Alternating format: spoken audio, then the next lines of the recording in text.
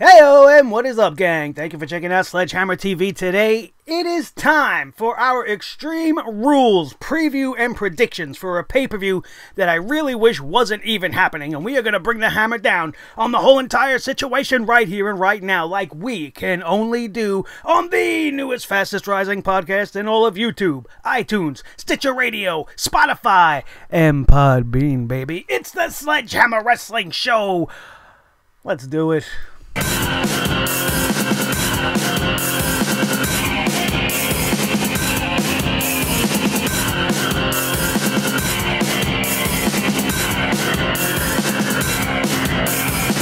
Sledgehammer Wrestling Show.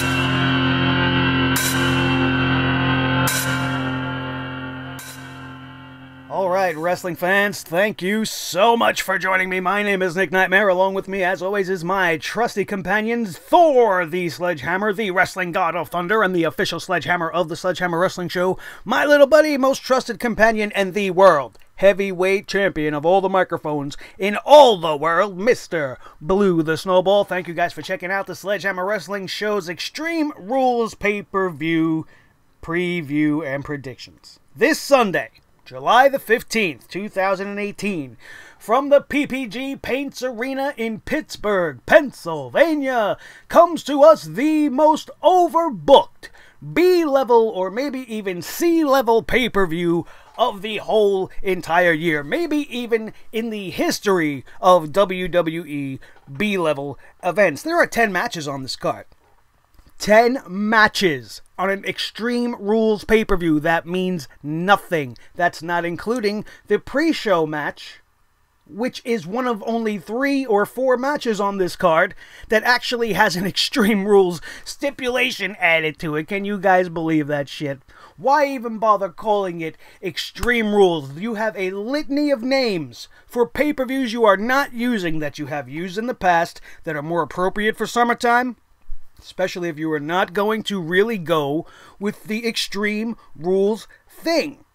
Extreme Rules, the one night of the year where the traditional rules do not apply. But none of these matches really follow that. Even the Extreme Rules matches we are getting, nobody really wants to see, with the exception of the one on the pre-show. We will go over all of that as we hit down the card, but I just want to point out a couple of things because there's plenty of reasons to bring the hammer down on this pay-per-view. None the least of which is that this is an example of why co-branding pay-per-views absolutely has to stop.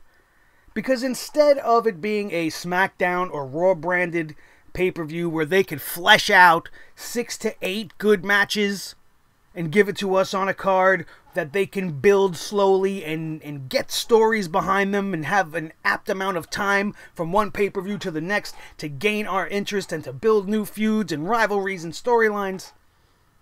You can't do that when you're generating a show that has matches pretty much competing for time. You're giving us 10 matches. That is way too much.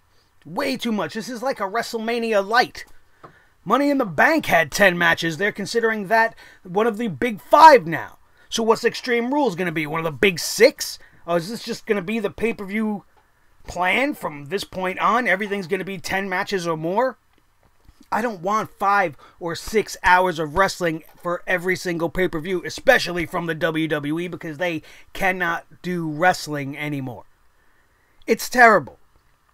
It's terrible. I just don't understand why they have to not have exclusivity anymore. It's not the fault of the fans for not going to the pay-per-views. It's your fault for not generating the proper interest and for not building storylines and giving us compelling characters.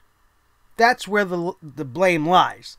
Not in the fact that they're co-branded and Vince McMahon and company thinks that, oh, SmackDown Live can't sell out their own pay-per-views.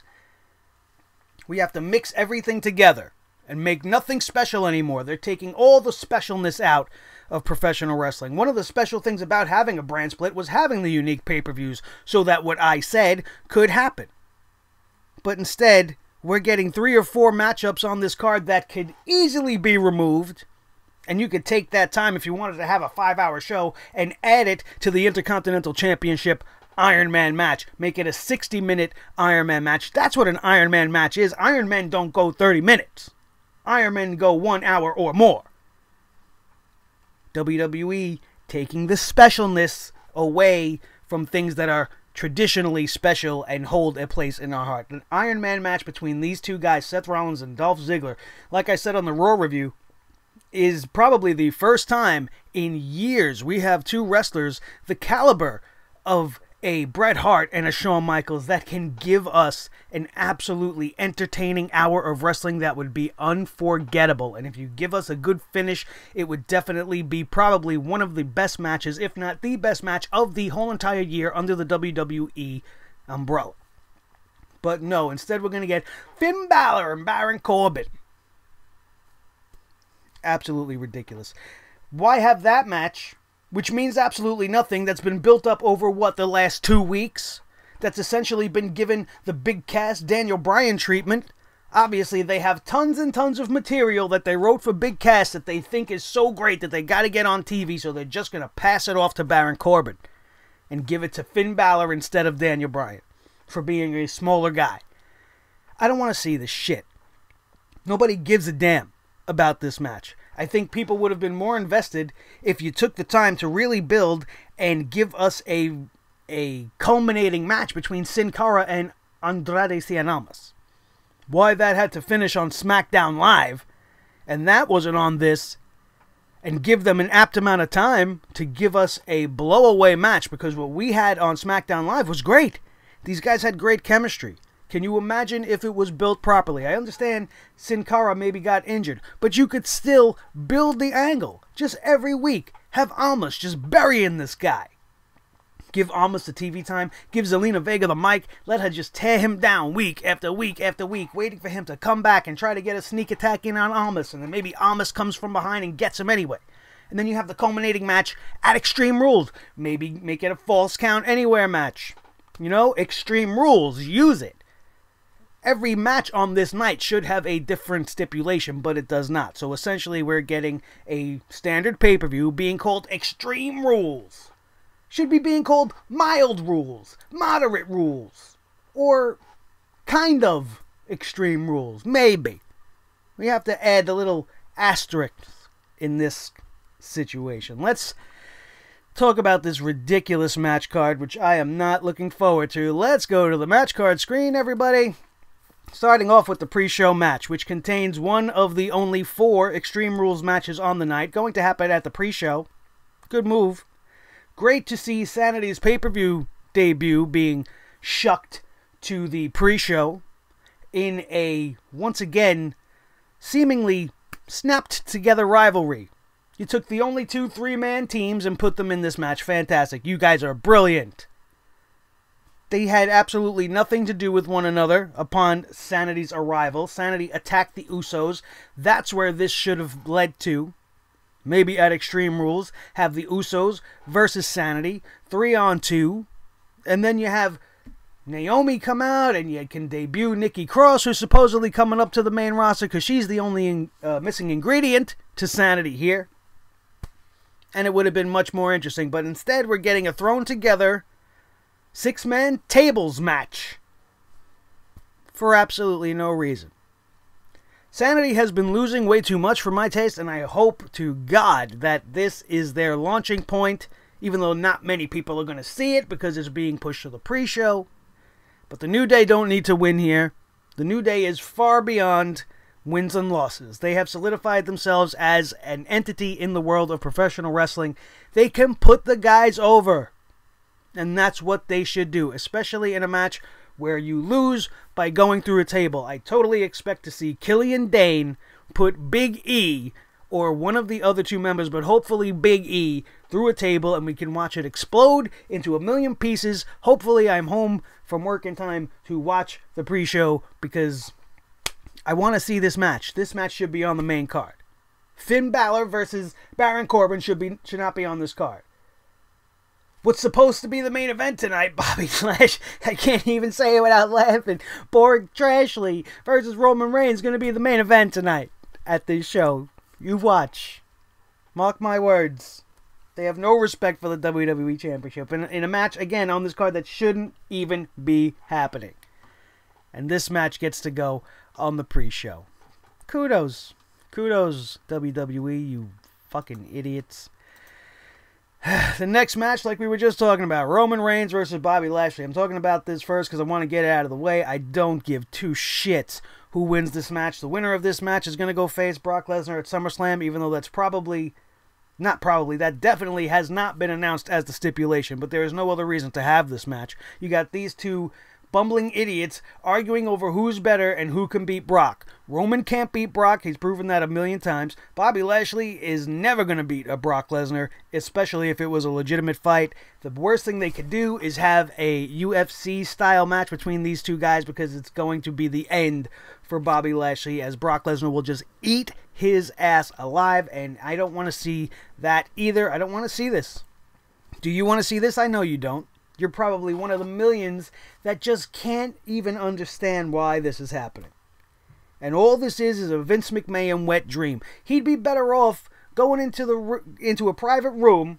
I was going to say going into the ring, but none of us want to see what I'm about to say. He'd be better off going into a private room, taking his pants down, looking between his legs, and watching himself wiggle his balls. And the two balls can just bounce and collide on each other like this, because that's what we're getting to see here. One of Vince McMahon's favorite balls versus the other one. They're going to rub together while he dances in the back. And the rest of us throw up our dinners and snacks and beers and whatever we ingest to try to enjoy our night for fucking Extreme Rules. Are you kidding me? Get out of here. The next match we are going to talk. Do you care who wins? You know Roman Reigns is going to win. And if Bobby Lashley wins, who cares? All they're going to do is try to gain sympathy for Roman Reigns. I don't care. I don't care. All of this is leading to a match that, to me, the only outcome should be Braun Strowman's cash-in, which is SummerSlam's main event. I don't care. I don't care. Speaking of Braun Strowman, another match I don't care about, another match I totally do not understand. Kevin Owens has done nothing wrong to Braun Strowman. In fact, he has been the complete opposite of a bastard to Braun Strowman. He has done nothing but be kind and forthcoming, tried to be Braun Strowman's friend, was successfully his tag team partner, and they won a match on Monday Night Raw. And what does Kevin Owens get for his troubles? He gets his car flipped over. He gets flipped over in a porta potty that was last used by Liv Morgan, apparently. You guys know what I'm saying. And what? Just constant torment, and now he's being placed in a steel cage match. So here's your Extreme Rules, the second Extreme Rules match of the night, a steel cage. You know what a steel cage is for? A steel cage is supposed to be used to culminate a feud that has reached such a peak level and such a boiling point that it needs to be confined inside of steel. That's not this. I don't know what this is. This is Braun Strowman being a bully to Kevin Owens, who is a heel. And for what? For Kevin Owens to get obliterated in a steel cage? What did Kevin Owens do to piss somebody off backstage? I don't understand. Is he being punished for the failure of Sami Zayn and Bobby Lashley? I certainly hope that's not the case. But what can you say? We are going to see Kevin Owens lose to Braun Strowman. And why would they have Kevin Owens beat Braun Strowman? If Kevin Owens escapes the cage and wins this match, it's going to make the Money in the Bank winner look like a jackass. And why would you want to do that to Braun Strowman? You've already effectively turned him from a monster into a monkey. He's a trained fucking chimp doing jokes on TV now instead of flipping ambulances and throwing people in garbage trucks and all kinds of crazy shit. And this is what we're getting. An unnecessary match that makes 0 sense. Do you care? Braun Strowman's probably going to win this one. On to the next one. Another match that I'm okay with this match, but I don't generally like the idea of a person who was challenging for the heavyweight championship and lost on multiple occasions being gifted with a United States Championship match for absolutely no reason. Now, I will say this. Shinsuke Nakamura on the mic as a heel throughout this feud with Jeff Hardy has been decent.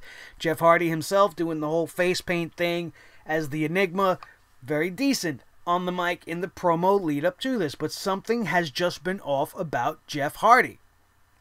I think he's a little bit more injured than he's leading on. And it's not going to make for a great match if he continues to wrestle the style he's been wrestling in, because at least to my eyes you can clearly see the guy is not the Jeff Hardy from 10, 20 years ago. It's physically impossible to do that, and he should be making adjustments to his style to adapt to a new, safer, and still more entertaining style that he can bring to the ring. But in the last few weeks, as I have said on my reviews, I just see Jeff Hardy missing a spark for whatever the reason. And Shinsuke Nakamura been doing some of the better stuff he's been doing, but are you really interested? Are you invested in this match? This is a dream match happening, and I don't really care. We have United States Championship gold on the line, and due to the fact that Jeff Hardy's been redlining for so long, I actually expect them to give the belt to Shinsuke Nakamura, and I think that would be a welcome change. As much as I'm not really for it, it will be something new, and maybe they'll do something interesting with it then. Just promise me there will be no more open challenges if you're not going to abide by the open challenges. That's in Shinsuke Nakamura's run. I don't want to see him issue open challenge and then next week it's over, like they've been doing all year long. Absolute garbage. But I'm going with Shinsuke Nakamura here against some of my better judgment, and against the fact that I don't see him deserving it after losing for the World Championship, but I think it'll be better than having it around the waist of Jeff Hardy for now. Next up on the list, the gimmick tag team match, the nostalgia match that nobody cares about. If you bought that ridiculous shirt that Daniel Bryan was wearing, there is no hope for you. You are an absolute shill, and you are just a sheep for WWE. That shirt is horrible. It is commemorating a comeback of a tag team that didn't need to come back. We don't want to see Kane. We do want to see Daniel Bryan. We don't want to see him with Kane. There is a roster full of young talent that should be standing by his side and not this big red retard. Okay, now, I know they had history, but why do we have to go back to history? Why can't we do something new? Why couldn't it be Daniel Bryan and Ty Dillinger, two of wrestling's biggest underdog baby faces of all time? Ty Dillinger could have got over. It would have been much more dramatic. Just because you put the Bludgeon Brothers in green doesn't make me think that they look like Kane anymore. You know, that they're, see, that's what bothers me. Like, they think about that. Oh, we have to change the colors of the Bludgeon Brothers in this matchup because they come off looking like Kane. You think about that small details, but you don't think about the fact that this angle is just detrimental to Daniel Bryan. It makes no sense, and there is no reason for Team Hell No to win this match. Rumors have stated many, many things. I've heard that The Miz is going to get involved and cost Daniel Bryan this championship opportunity. I've heard that The Miz is not even going to be at Extreme Rules, and that Daniel Bryan and Kane are slated to win and will end up losing the titles back to them because of The Miz. So many different things that shouldn't be happening. Daniel Bryan is World Heavyweight Championship material. You are wasting him in a mid-card tag team championship feud because you have no tag teams. Your tag team division sucks, and you truly don't care about Daniel Bryan. You don't even really want him. I truly believe that. I think they're going to just let him go because they want nothing to do with him because he puts a wrench in all their plans. They've never wanted to push him, and this is proof. He's come back. This is the most epic comeback in wrestling history. Maybe second only to Shawn Michaels. And this is what you do? You give him Big Cass, and then Big Cass gets fired, so now we're going to give him Kane as a tag team partner. I'm sure Daniel Bryan's having fun. He's going to make the most of the situation. He's been giving us some of the best wrestling we have seen in the WWE since his return. He's been consistently giving us at least good to great matches on a consistent basis every time he's in the ring, and this is where they put him. I'm not for it. I'm going with the Bludgeon Brothers, not just because they have sledgehammers of their own, but because I just don't see why, and I would not get behind a Team Hell No Tag Team Championship run. I don't like it. I don't want to see it. No. No. No. Absolutely not. Next up, this is the match to watch. This is the only reason to tune in to Extreme Rules at all. Dolph Ziggler, the Intercontinental Champion, going up against Seth Rollins in a rematch once again. 30-minute Iron Man match. Not an extreme stipulation, but it is a good one. Although, like I said at the beginning, I would have preferred 60 minutes because that's really what an Iron Man match is. 30 minutes is a half Iron Man match. I don't know how else to describe it in an entertaining fashion, but it is what it is. And this half an hour on this 5-hour plus night is going to be the best minutes you spend on Sunday night. These guys, with the addition of McIntyre on the outside as well, have been putting on the only segments on Raw you need to pay attention to. So like I said, this will be the only match you need to watch tonight. Everything else is absolute garbage. Absolute garbage. Well, except maybe for the World Championship, but we will get to that when we get there. I expect this to be a barn burner. I think we are going to get multiple pinfalls, or actually, now that I'm thinking about it, the way that I described this to you in the open, that this is the best comparison to Shawn and Brett that we will probably ever have taken place in an Iron Man match. Maybe they go 30 minutes with no falls. Maybe they just wrestle the shit out of each other and nobody gets a pinfall. And we do some sort of an overtime thing where maybe Seth Rollins wins back the championship due to a miscommunication between Ziggler and McIntyre. Maybe McIntyre gets thrown out. I don't know. This is a very, very big match, a hard match to call, but I'm going to say Dolph Ziggler's going to retain here. And that's going to lead to some sort of a feud with Drew McIntyre in the future. As good as Seth Rollins has been, I don't think it'll hurt him to lose in this scenario, especially if they give it a fuck finish of some sort, some kind of a controversial ruling by Kurt Angle, maybe, I don't know. But I'm going to say that Dolph Ziggler retains here. As much as my heart wants to go with Monday Night Rollins, I think it'll be more interesting because Seth Rollins is more deserving of a Universal Championship or a World Championship than an Intercontinental Championship. He is way above it. Way above it. So I don't truly think he needs it. And I think if he puts on Match of the Night with Dolph Ziggler, it will definitely elevate him to the next level that he needs to be pushed in. Although, you know, we got Vince McMahon and his balls, right? That's what's going to happen instead. Awful. Dolph Ziggler going to retain, like I said. Boom. And the hits just keep on coming. If I could truly bash my screen right now, it would be right now. And I would bash it right over James Ellsworth's face. The return of James Ellsworth has done nothing but devalue the entire women's revolution.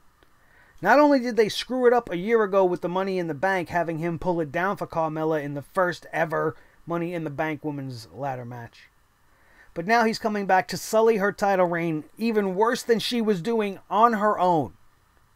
And now because Carmella's so awful at wrestling, we've had to see Asuka wrestling with James Ellsworth instead for the last 2 weeks in a row, playing Ring Around the Rosie, Duck Duck Goose all around the arena. And now this Sunday, James Ellsworth gets suspended from a shark cage. Not an extreme stipulation, but a stipulation nonetheless. Stimulation? Zero. Stipulation? Unfortunately. Who cares?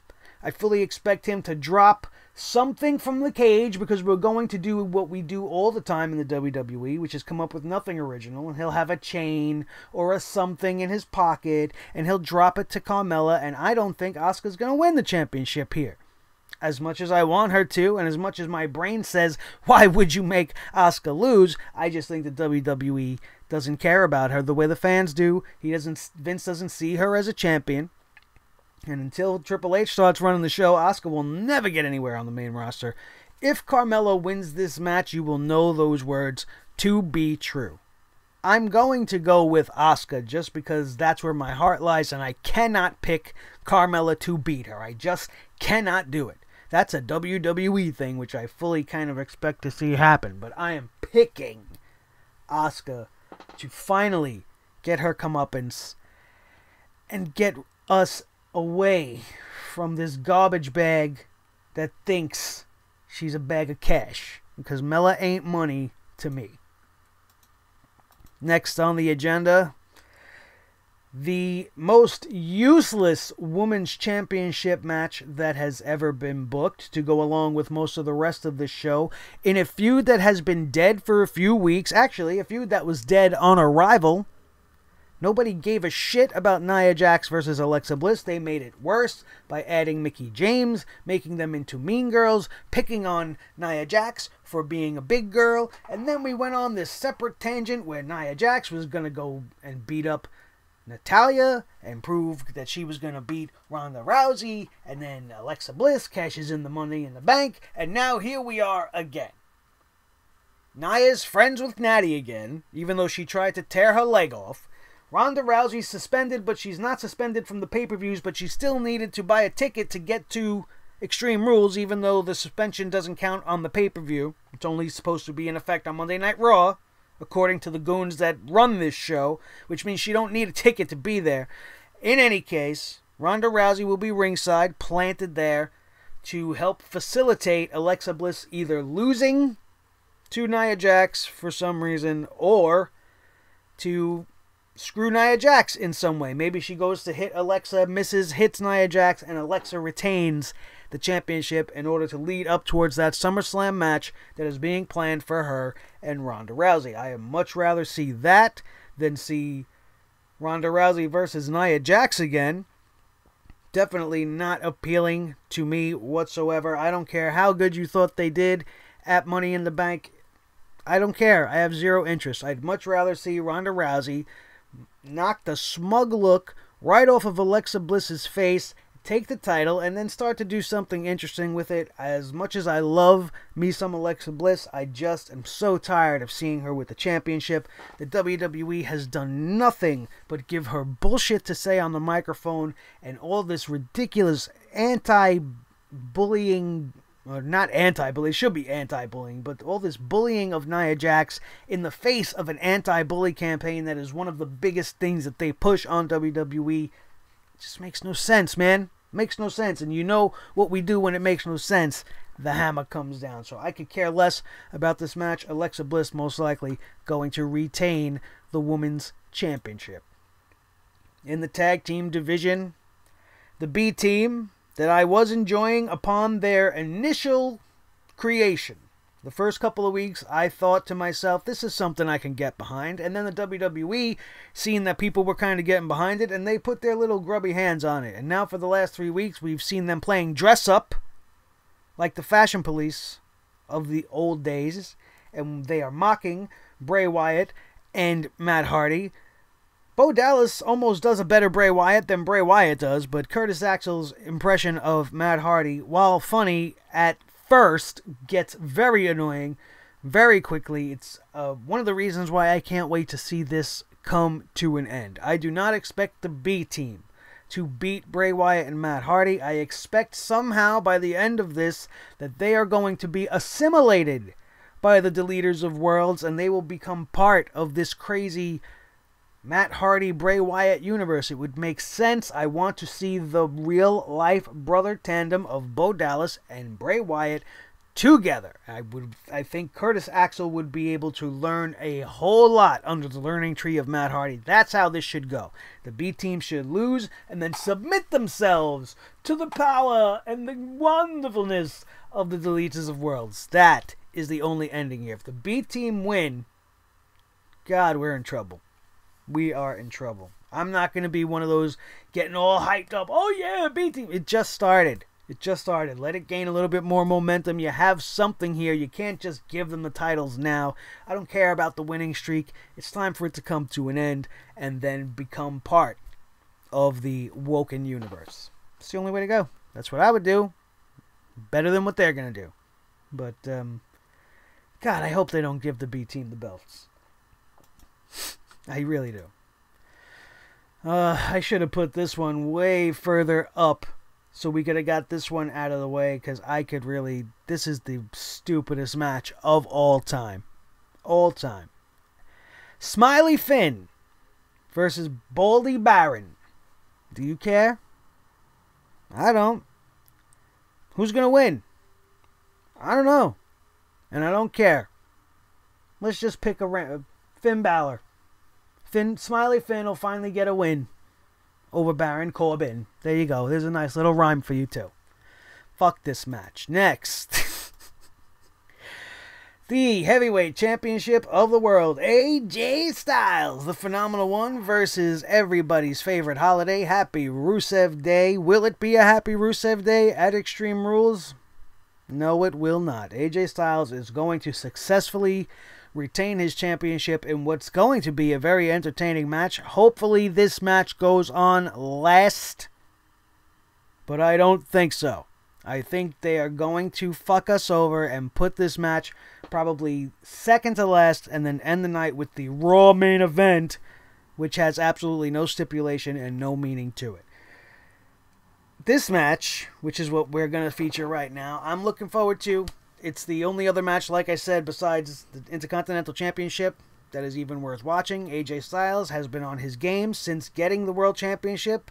He has been given garbage to work with, and he's made it very good. The sequence of matches we've gotten with Shinsuke Nakamura was great by the end. It didn't start off too good, but it finished off very nicely. His matchup with Daniel Bryan was great. AJ Styles, another one of the very consistent performers, as is Rusev. And as much as I would love it to be a Happy Rusev Day, I do not see the WWE giving the championship to him. Vince McMahon is extremely happy with AJ Styles as his world champion. He's been very satisfied with it, and I don't see him making any changes to it right now. Where would you go with AJ Styles from here? Most people would say you put AJ Styles against the Daniel Bryan going into SummerSlam, but that's definitely not going to be the case. Who are we going to see step up? Are we going to get a rematch for Rusev Day? Most likely not. We're going to get Randy Orton finally come back, and maybe we'll see AJ Styles and Randy Orton. I actually wouldn't be too upset with that, but that would mean Randy Orton would need to be the heel in the scenario, and that would make it great. So I hope that's kind of what they're looking forward to. Maybe they elevate an Andrade Cien Almas. I don't know. I don't know where they go from here. That would be a fantastic series of matches. But on this night at Extreme Rules, AJ Styles will retain his championship, and Rusev Day will be canceled just for one day. And that, my friends, is the whole entire card up and down as of Friday morning. If they throw some other pre-show match at us beforehand, I don't know. It wouldn't even make a difference. If they add a stipulation to any of these matches sometime over the weekend, I would not be surprised. If sometime on Saturday or leading into the pay-per-view Sunday afternoon, they release something on Twitter saying that one or two of these matches are going to be some sort of something special. Some type of a ladder match, maybe. Maybe we'll have a Falls Count Anywhere, like I said, thrown into this. At the pay-per-view, we'll have Kurt Angle or Paige come out and just spontaneously make one of these boring-ass matches something a little bit more extreme. But at the end of the day, there's nothing extreme about Extreme Rules except probably my blood pressure level by the time it is all said and done. And that, my friends, is your Extreme Rules preview and prediction show on this Friday, July the... Oh, it's Friday the 13th. I didn't even realize it. Oh my God. Hopefully you guys have a lucky day. Don't jump into any bad luck. If you see anybody in a hockey mask, run for your goddamn life.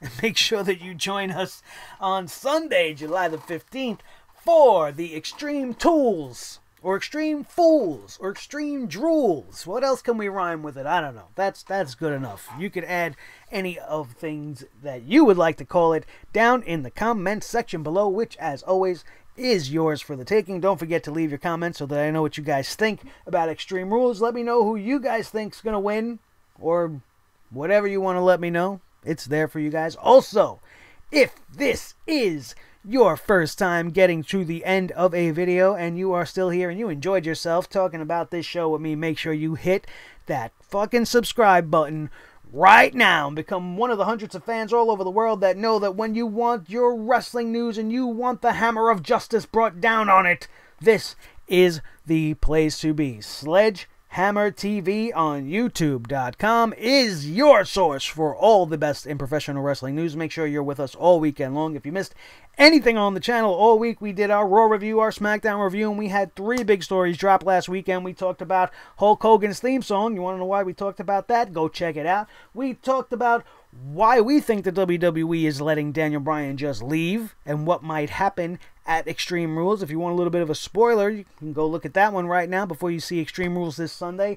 And we also talked about Eric Bischoff shooting on the way the WWE has been using the WWE Universal Championship and its current title holder, Brock Lesnar. Very interesting stuff. You go check it out if you missed it. Make sure on this and every one of the videos that you check out, you smash that like button. Hit that thumbs up with your sledgehammers at home. Make sure you approve of this video and let the world know that we are A-OK and that you enjoyed yourself and had a good time here today. Then share this video with each and every one of your wrestling friends all over the wrestling world so that they too can come on board and subscribe to the Sledgehammer Wrestling Show, the absolute best wrestling show on the planet. Let's be honest, on the whole planet.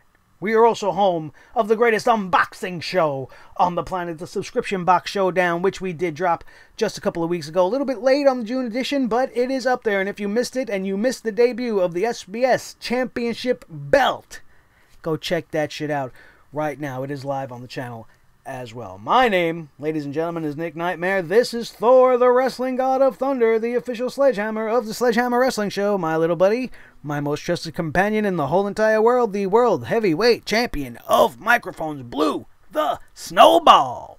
This has been the Sledgehammer Wrestling Show's Extreme Tools preview and predictions. And we will see you guys Sunday for the review. That is going to do it. And we are out of here. And we will see you next time right here on the Sledgehammer Wrestling Show.